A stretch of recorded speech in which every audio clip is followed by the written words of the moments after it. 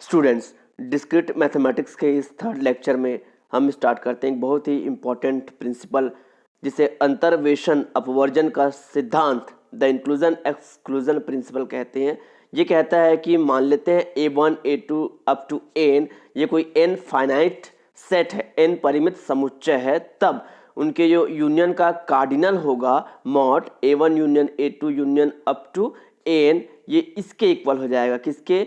Summation I equal to 1 to n mod AI minus summation for 1 less और equal I less than j less और equal n mod AI intersection AJ plus summation 1 less और equal I less than j less than k less और equal n mod AI intersection AJ intersection AK minus and up to so on plus आखिरी term क्या हो जाएगा -1 to the power n minus 1, क्योंकि यहाँ A N finite element ले रहे हैं इसलिए लास्ट टर्म में -1 to the power n minus 1 होगा, इसको याद रखना है। Mod A1 intersection A2 intersection up to an, तो यह कहलाता है अंतर्वेशन अपवर्जन का सिद्धांत। इसमें अगर A1 से an के यूनियन का कार्डिनल निकालना हो, नंबर ऑफ एलिमेंट्स निकालना हो, तो सबसे पहले उन सब के कार्डिनल को ऐड करेंगे। यहाँ समेशन अगर ओपन करेंगे तो mod A1 plus mod A2 plus mod ये अप टू an तक जाएगा, माइनस फिर दो मेंबर लेते जाएंगे A1 इंटरसेक्शन A2 माइनस करके, minus A1 intersection A2 minus A1 intersection A3 minus A1 intersection, ऐसा चलता जाएगा, फिर minus A2 intersection A3 minus A2 intersection A4, ऐसे ही सबके लिए करते चले जाना है। प्लस करके अब तीन मेंबर के पेयर लेना है A1 A2 A3 इस तरह से, फिर लास्ट टर्म में सारे मेंबर्स का इंटरसेक्शन करना है। इसको हम प्रूव करते हैं। मान लेते हैं A1 से लेकर an तक n फाइनाइट सेट्स हैं, हम इसे गणितीय आगमन सिद्धांत मैथमेटिकल इंडक्शन प्रिंसिपल से हम इसे प्रूव करेंगे। तो सबसे पहले हम केस 1 लेते हैं, हम मान लेते हैं n equal to 2, that means हमारे पास दो सेट है A1 और A2। तो A1 A2 दो समुच्चय हैं, मान लेते हैं A1 का कार्डिनल जो है P है, मतलब उसमें P एलिमेंट्स हैं, मॉड A2 जो है इक्वल टू Q। अब ये भी मान लेते हैं कि A1 और A2 में उभयनिष्ठ कॉमन एलिमेंट जो है वो R है, ये सेट A1 है, ये सेट A2 है, इनमें जो कॉमन एलिमेंट है वो मान लेते हैं A1 इंटरसेक्शन A2 की संख्या वो R है, अतः A1 इंटरसेक्शन A2 का जो मॉड होगा मॉड A1 इंटरसेक्शन A2 ये इक्वल हो जाएगा R से। अब यहां पर देखिए कि since A1 union A2, union में क्या होता है, यूनियन में उस एलिमेंट का कलेक्शन होता है जहां पर x या तो A1 में हो या तो A2 में हो, लेकिन A1 में भी हो और A2 में भी हो, A1 में हो या A2 में हो, उनको हम A1 यूनियन A2 में करते हैं। बस ये ध्यान रखते हैं कि जो इनमें कॉमन होता है उसको हम एक बार लिखते हैं, इसलिए A1 यूनियन A2 में जो उभयनिष्ठ अवयव होंगे, कॉमन एलिमेंट्स जो होंगे वो एक ही बार लिए जाएंगे। अब कार्डिनल A1 मॉड A1 उसमें मान लेते हैं P एलिमेंट है, तो यहाँ पर हम देख सकते हैं ये डायग्राम में A1 में मान लो P एलिमेंट है, लेकिन इस P एलिमेंट में ये जो कॉमन एलिमेंट है A1 इंटरसेक्शन A2 वो भी एलिमेंट आएगा। तो हम मान लेते हैं कि A1 में जो P एलिमेंट है वो P1 प्लस इसका जो कॉमन एलिमेंट है R उसके इक्वल है, तो ये क्या हो जाएगा P1 प्लस R के इक्वल हो जाएगा। वैसे कार्डिनल A2 मॉड A2 में जो Q एलिमेंट था उसमें भी कॉमन एलिमेंट आएगा। यहाँ पर इस टोटल A2 के जब नंबर ऑफ एलिमेंट्स हम देखेंगे तो इसमें जो A1 इंटरसेक्शन A2 कॉमन है वो भी आएगा, तो हम इसको क्या लिख सकते हैं, A2 में मान लेते हैं, इस केवल A2 में मान लेते हैं Q, तो ये हो जाएगा Q1 प्लस R। तो अब इन दोनों को ऐड करेंगे, cardinal A1 plus cardinal A2, ये हो जाएगा P1 plus R plus Q1 plus R, P1 plus Q1 plus 2R। अब चूंकि जो यूनियन का जब कार्डिनल निकालेंगे तो यूनियन में हम क्या करते हैं, उभयनिष्ठ कॉमन एलिमेंट को एक ही बार लेते हैं, इसलिए जब इनमें वो निकालेंगे यूनियन का मॉड निकालेंगे कार्डिनल, तो जो एलिमेंट हमारे पास मिला हुआ है ये वाला, ये जो एलिमेंट मिला है नंबर ऑफ एलिमेंट्स, उसमें एक R माइनस करना पड़ेगा, क्योंकि R दो बार इसमें शामिल हो चुका है, R अवयव एक ही बार शामिल होगा, इसलिए इसमें माइनस कर दिए। अब माइनस करने पर अब यहाँ पर 2R को हम लिख सकते हैं R प्लस R करके अलग कर लिए, इसकी वैल्यू क्या है कार्डिनल A1, इसकी वैल्यू क्या है कार्डिनल A2, और R को वैल्यू हमने क्या माना था कार्डिनल A1 इंटरसेक्शन A2 उसके कॉमन एलिमेंट्स। तो हमने क्या प्रूव कर दिया, mod A1 union A2 equal to mod A1 plus mod A2 minus mod A1 intersection A2।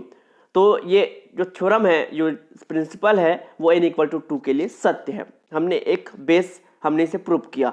अब हम मैथमेटिकल इंडक्शन गणितीय परिकल्पना आगमन परिकल्पना करते हैं कि ये जो कथन है, जो प्रिंसिपल है, वो n-1 समुच्चयों के लिए सत्य है, मतलब a1 a2 up to an-1 तक के लिए ट्रू है। तो उसके लिए क्या हो जाएगा, उसके लिए अगर ये ट्रू है तो मॉड a1 से लेकर अप टू an-1 तक के लिए उस प्रिंसिपल को वो सेटिस्फाइड करेगा, मतलब mod a1 plus mod a2 up to mod an-1 यहां तक जाएगा। फिर माइनस करके क्या करना है, दो दो मेंबर के पेयर लेना है, a1 intersection a2 minus a1 intersection a3 and up to ऐसा सो ऑन।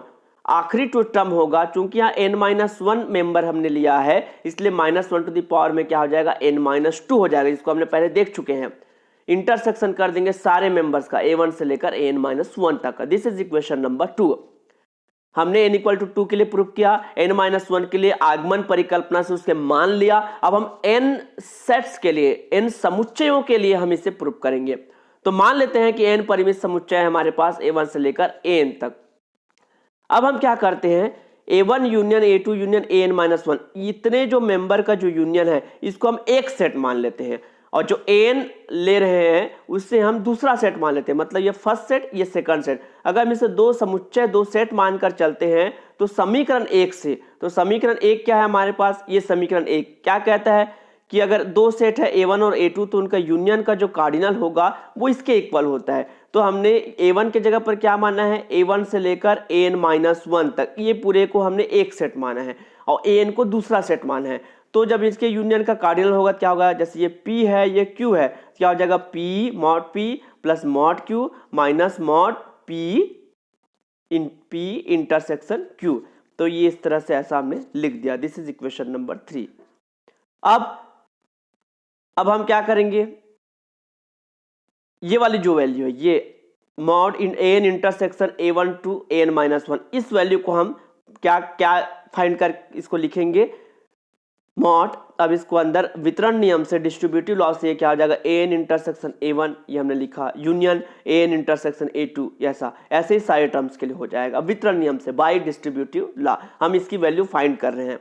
अब चूंकि ये n-1 समुच्चय है, ये देखिए a1 के साथ इंटरसेक्शन, ये a1 है एक मेंबर, a2 ये दूसरा मेंबर, n-1 ये n-1 मेंबर, तो n-1 समुच्चय है और हमने गणितीय आगमन परिकल्पना में क्या माना है कि n-1 समुच्चयों के लिए सत्य है। इसका मतलब इस वाले मेंबर के लिए क्या हो जाएगा, गणितीय आगमन परिकल्पना से इंक्लूजन एक्सक्लूजन प्रिंसिपल क्या हो जाएगा, जब इनमें कार्डिनल अगर हम लगाते हैं तो इसकी वैल्यू किसके इक्वल हो जाएगी, इस वाले को लिखेंगे प्लस इस मेंबर का कार्डिनल प्लस इस मेंबर का कार्डिनल, माइनस करके अब इंटरसेक्शन लेते जाएंगे, इतना इंटरसेक्शन इतना, ये इंटरसेक्शन ये, फिर माइनस करके ये इंटरसेक्शन आगे वाला टर्म, ऐसे ही करके पूरे मेंबर को हम लिखते जाएंगे। फिर तीन तीन मेंबर का लेंगे सेट, ये इंटरसेक्शन ये इंटरसेक्शन ये।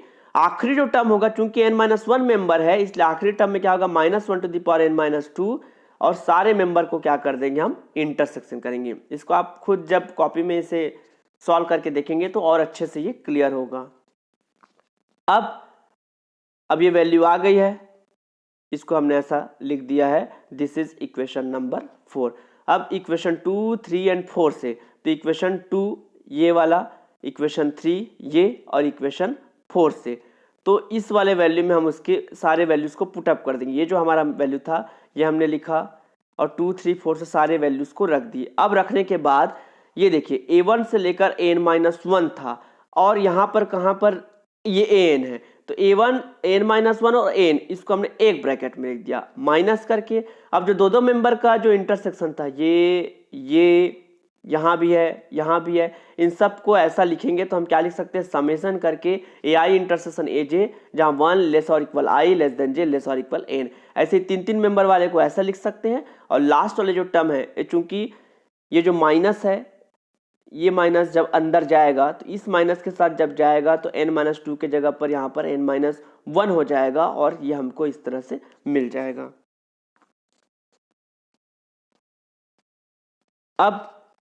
अब इसको हमने समेशन फॉर्म में लिख दिया और इससे ये पता चलता है कि ये जो प्रिंसिपल है वो n समुच्चयों के लिए भी क्या है, सत्य है। अब इसी अंतर्वेशन अपवर्जन सिद्धांत का एक वैकल्पिक, एक अल्टरनेटिव फॉर्म देखते हैं कि मान लेते हैं A1 से लेकर N तक परिमित समुच्चय S के उप समुच्चय है। S कोई फाइनाइट सेट है और उसी के ये फाइनाइट मेंबर के क्या है, उप समुच्चय हैं, सबसेट्स हैं। तब cardinal A1 complement intersection A2 complement up to N intersection N complement, इनका जो नंबर ऑफ एलिमेंट्स होगा कार्डिनल होगा वो क्या होगा, कार्डिनल S माइनस इन सारे मेंबर के कार्डिनल का एडिशन प्लस दो मेंबर का हम क्या लेंगे, पेयर लेंगे उनके इंटरसेक्शन का, फिर समेशन और लास्ट टर्म ये हो जाएगा। यहाँ n एलिमेंट है, यहाँ पर -1n तक ये है। ये इसका क्या है, अल्टरनेटिव फॉर्म है। तो उसमें क्या किए थे, यूनियन किए थे और उन सब का कार्डिनल किए थे। इसमें सभी मेंबर्स के कॉम्प्लीमेंट का इंटरसेक्शन करके कार्डिनल निकाला गया है। मान लेते हैं A1 से लेकर N तक परिमित समुच्चय S के उप समुच्चय है। तो डिमॉर्गन नियम क्या कहता है कि अगर उनके कॉम्प्लीमेंट का इंटरसेक्शन करें तो उसके यूनियन के कॉम्प्लीमेंट के बराबर होता आता है। मतलब S total number of set में माइनस कर देंगे उनकी यूनियन को तो उनके कॉम्प्लीमेंट का इंटरसेक्शन फाइंड हो जाएगा। अब इसी को हमने ऐसा इंटरसेक्शन करके i = 1 to n ai लिख दिया है जनरल फॉर्म में, और दोनों साइड हमने कार्डिनल लगाया है तो ये कार्डिनल S माइनस, अब यूनियन को भी हमने union i = 1 to n ai लिखा हुआ है। यहाँ पर गौर करने वाली बात यह है कि अगर A सबसेट होता है X का तो जब कार्डिनल A कॉम्प्लीमेंट हो तो यहाँ भी कार्डिनल X माइनस A हो जाएगा। ये जो कार्डिनल है जो अंदर इस तरह से हो जाएगा cardinal X minus cardinal A। ऐसा कब होता है, जब A सबसेट है X के। सेम वैसे ही जब यहाँ कार्डिनल लगाए हैं तो ये अलग अलग हो गया, कार्डिनल S माइनस कार्डिनल ये, क्योंकि ये जो है ये इसी S का ही सबसेट है। अब i = 1 to n का मान जो है अंतर्वेशन अपवर्जन सिद्धांत इसके पहले हमने देखा है वहां से रखते हैं इस यूनियन के लिए। तो जब इस वैल्यू को हम यहाँ पर पुटअप कर देंगे तो इस तरह से हमारी क्या आ जाएगी, वैल्यू आ जाएगी। और यही अंतर्वेशन अपवर्जन सिद्धांत का वैकल्पिक रूप है। अब इस पर बेस्ड कुछ क्वेश्चन देखते हैं। सबसे पहला क्वेश्चन दिया है कि 500 से छोटे या बराबर ऐसे कितने धन पूर्णांक है, ऐसे कितने पॉजिटिव इंटीजर्स हैं जो या तो 7 से डिवाइडेड है या तो 11 से डिवाइडेड है। तो सबसे पहले तो हम एक सेट समुच्चय का निर्माण करते हैं। मान लेते हैं 500 से छोटे बराबर ऐसे धन पूर्णांकों का समुच्चय जो 7 से डिवाइडेड है, उसके हमने P नाम दिया हुआ है। ऐसे धन पूर्णांकों का समुच्चय जो 11 से डिवाइडेड है उसे हमने Q नाम दिया है। अब P यूनियन Q करेंगे तो क्या हो जाएगा, 500 से छोटे बराबर ऐसे धन पूर्णांकों का समुच्चय जो या तो 7 से डिवाइडेड है या तो 11 से डिवाइडेड है। जब इंटरसेक्शन करेंगे तो क्या हो जाएगा, 7 और 11 दोनों से डिवाइडेड है। अब ये हम एक फंक्शन लेते हैं ग्रेटेस्ट इंटीजर x, महत्तम पूर्णांक जो x से बड़ी ना हो, दैट मीन्स लेस और इक्वल हो x। इसका मतलब ये है कि जैसे इसका मतलब हमको ऐसा इंटीजर लेना है जो इस x से बड़ी ना हो, इंटीजर लेना है, पूर्णांक लेना है। जैसे इसके अंतर्गत अब मान लो आ जाता है ये 3.1 आ जाता है, तो 3.1 आने पर हम इसकी वैल्यू क्या लिखेंगे, 3 लिखेंगे, क्योंकि हमको पूर्णांक लेना है, इंटीजर लेना है। और जिस 3.1 अगर लेना 3.1 से बड़ी ना हो, तो 3.1 से बड़ी ना हो मतलब अब 3.1 है तो 3.1 के आसपास कौन सा पूर्णांक है, इंटीजर, एक तो 3 है और एक तो या तो 4 है। 4 ले नहीं सकते क्योंकि वो 3.1 से बड़ी हो जाएगी, इसलिए हम 3 लेंगे। 4.6 आएगा तो 4 लेंगे, 5.2 आ रहा है तो 5 लेंगे। अतः कार्डिनल P क्या हो जाएगा, ग्रेटेस्ट इंटीजर 500, क्योंकि यहाँ 500 से छोटे या बराबर पूछा जा रहा है और 7 से डिवाइडेड अपॉन 7, इसको हम डिवाइड करते तो ये आता है। अब इस फंक्शन के कारण ये 71.4 क्या हो जाएगा, 71 लेंगे। ऐसा लेना है इंटीजर जो इससे बड़ी ना हो, तो इससे पहले 71 आता है तो हमने 71 लिया है। ऐसी कार्डिनल Q जब निकालेंगे तो 11 करेंगे, इसकी वैल्यू ये आई, हम लिखेंगे क्या, 45। जब इंटरसेक्शन करेंगे, इंटरसेक्शन में मतलब यह है कि 7 और 11 दोनों से विभाज्य है। दोनों से विभाज्य है मतलब 500 छोटे या बराबर ऐसे धन पूर्णांकों का समुच्चय है जो दोनों से विभाज्य है, मतलब उनके एलसीएम से भी विभाज्य होना चाहिए, क्योंकि एलसीएम क्या चीज है, 7 और 11 दोनों से डिवाइड होने वाला लीस्ट इंटीजर है, इसलिए 7 और 11 के एलसीएम से डिवाइडेड होना चाहिए। तो ऐसा आ जाएगा वैल्यू 6। अब अंतर्वेशन अपवर्जन का सिद्धांत क्या कहता है, कार्डिनल P यूनियन Q को हम लिख सकते हैं cardinal P plus cardinal Q minus cardinal P intersection Q। P की हमने वैल्यू निकाली है, इसकी वैल्यू निकाली है, इंटरसेक्शन की वैल्यू फाइंड की है, तो इस तरह से आ गया। दैट मीन्स 500 से छोटे या बराबर ऐसे 110 धन पूर्णांक है, पॉजिटिव इंटीजर्स है जो या तो 7 या तो 11 से विभाज्य है। एक और क्वेश्चन देखते हैं, 1 से 100 तक ऐसे कितने पूर्णांक हैं जो 2, 3 और 5 से भाज्य नहीं है। अब की बार भाज्य नहीं है पूछा है। पहले तो हम सेट बनाते हैं। मान लो S जो है 1 से 100 तक के पूर्णांकों का समुच्चय है, set of integers from 1 to 100। और A जो है वो ऐसे पूर्णांकों का समुच्चय है जो 2 से भाज्य है, B जो है वो 3 से भाज्य है, और C जो है ऐसे सेट है जो 5 से भाज्य है। हमको क्या फाइंड करना है, भाज्य नहीं है, तो उसके लिए हम क्या लेंगे, A complement intersection B complement intersection C complement. A मतलब 2 से भाज्य वाले एलिमेंट्स का सेट है, तो A कॉम्प्लीमेंट क्या हो जाएगा, 2 से भाज्य नहीं है ऐसा सेट हो जाएगा, वही हमें पूछा जा रहा है। तो इसका मतलब क्या हो जाएगा, ऐसे 1 से 100 तक के पूर्णांकों का समुच्चय है जो ना तो 2 से भाज्य है, ना तो 3 से भाज्य है, ना तो 5 से, जो 2, 3, 5 से भाज्य नहीं है, और इसी के कार्डिनल, इसी के नंबर ऑफ एलिमेंट्स हमको फाइंड करना है।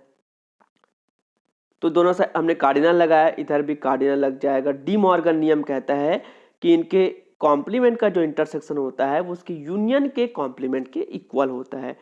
अब फिर से इसको हमने कार्डिनल ऐसे अलग कर दिया, इक्वेशन 1। अब हमको इसकी वैल्यू निकालनी है, तो अंतर्वेशन अपवर्जन सिद्धांत कहता है कि इसका जो मान होगा वो इसके इक्वल हो जाएगा, ये इक्वेशन 2।